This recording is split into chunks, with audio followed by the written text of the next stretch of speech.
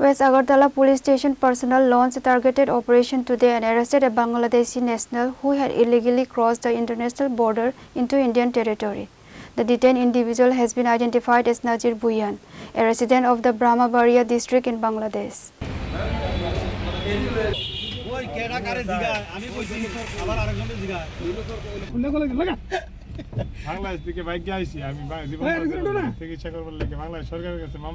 Preliminary investigations revealed that Nazir Bhuiyan managed to sneak past an international border fence through a porous patch before seeking temporary refuge in Bitarban locality, from where he was eventually flushed out by local law enforcement.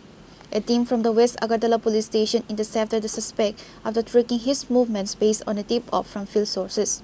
He is scheduled to be produced before the local court tomorrow with a prayer for police demand for further deep dive interrogation. Reported from Agartala, Chini, Khorang.